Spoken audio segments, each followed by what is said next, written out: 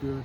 So how many Molsons have you earned this season for those goals? Fair few. I've got a fair few stored in the fridge. So JJ had a great game last week. So he did really well.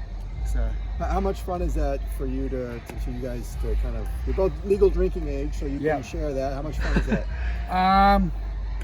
A disclaimer, he actually doesn't give me any drinks, just to clear that. So, but we just have a little play around with that. But it's awesome being out there with JJ. So he's great character. He's obviously from Canada, and me being Australian. Whenever I travelled, there was a lot of similarities from people I met with Canadians and Australians. So he's got a great personality. We have fun out there, especially when he's piping them like that. It's awesome to be around and especially be involved in, for sure. So you're both socialists then, right? Yeah, we sure are. We sure are. So it's good. Can you talk about what you were kind of tweeting about this past week, like getting the YouTube channel started and wanted to go into broadcasting and all like that? Yeah, for sure. So Yogi, who obviously sports broadcaster with the Pac-12 network, so I just reached out to him, wanting to, obviously me being my age, I have to do something next year, so I have to sort of get an income. So so it's definitely something in my interest.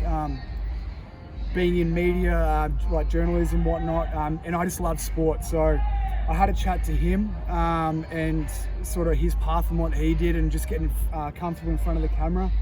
And I just thought what an opportunity it would be just to start something up, just have a play around with it, fiddle around with a YouTube channel. Obviously, Australian punters are sort of a commodity at the moment.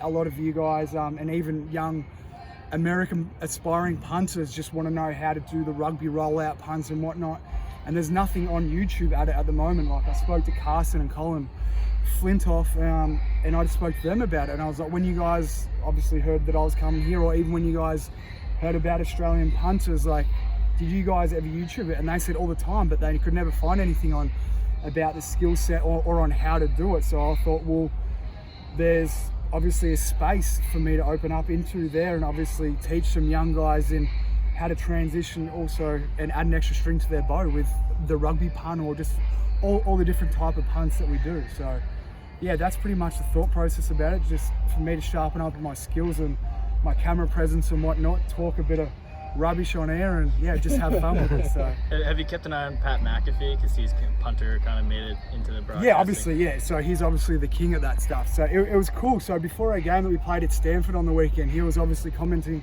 and he came out in the field, and had a chat to him before, and he was awesome, funny guy, and just sort of gave me words of encouragement, and he was cool. So it was great sort of speaking to him and getting those words of encouragement from him, just about punting and just everyday life and whatnot. So it was awesome. He obviously jinxed me on that first punt when he told me it wasn't going well. So I'll tell him not to comment again on anything about that. But nah, it's all good. Take us through that play. What happened there? The first one? Yeah. Got blocked, didn't it? So first one, so we were meant to spiral right, and so obviously I caught it. I saw them rushing, so the guy, so we'd gone in and game planned, and he wasn't where he was meant to be, so we thought it was going to be a safe look. He stemmed late, and so he gave us a different look than what we were anticipating, and he stemmed late, and I saw the rush, tried to get it off quick enough, but the guy made a great play.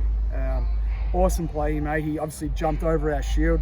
Usually if they're jumping, you want to try and sort of wash them out and take them away, and football's all about effort, and he gave great effort on that play, and obviously made a fantastic play. So that's pretty much all that happened.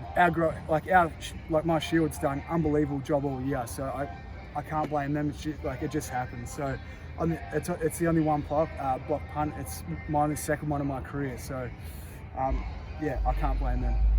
Every year there's a few more Australian kickers, a few more Australian punters in college football. Yep. It's a growing number. Do you see young kids in Australia looking at that now as an opportunity to come to college here? Oh, for sure. And that's what I tell everyone. Everyone can do.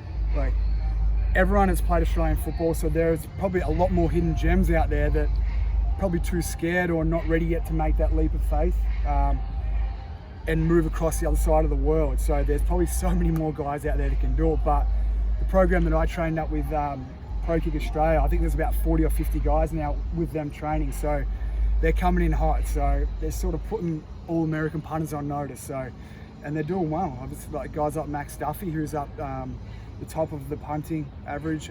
Dane Roy, who's killing it out at Houston.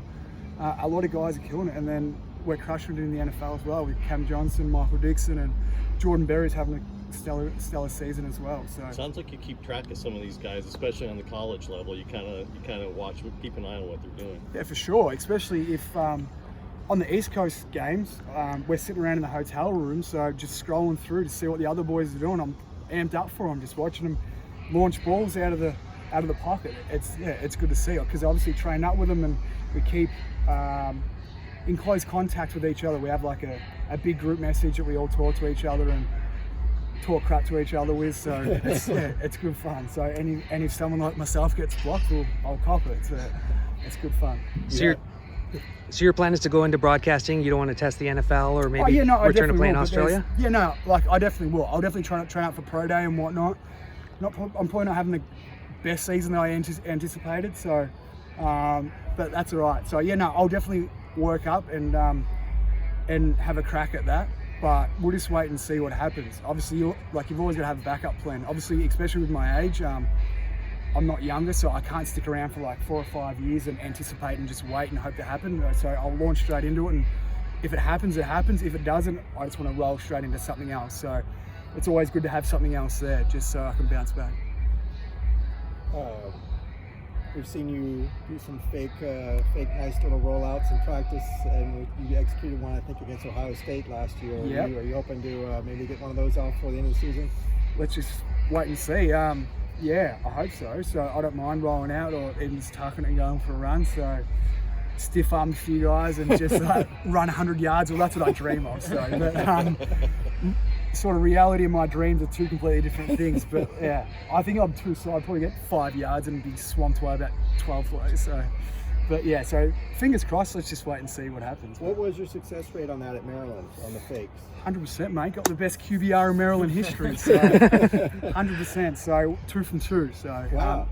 So You kind of keep that in the minds of the quarterbacks over here. I always give it to them. So I told them I'm the best quarterback on the team. So I always warm up next to Dorian, just slinging it. No, thing comes out sideways and upside down. So, but it doesn't matter how pretty it looks as long as it's effective. So. Were both of those on fake punts, or was one on a hold on a field goal? No, both on fakes. So I did one in Nebraska in my first year. It was just catch, roll out to my right, and just hit up just one of the shield guys for first down, and then the last one was the Ohio State one when it was, I didn't know the score. I think it was tied going into 7 minutes to go, going into the last quarter, and it just worked out perfectly that they rushed and Urban Meyer pulled out the little hair that he had on the sideline. So That's it was awesome. good. Thanks, Wade. Thanks, No worries, Wade. mate. Thanks,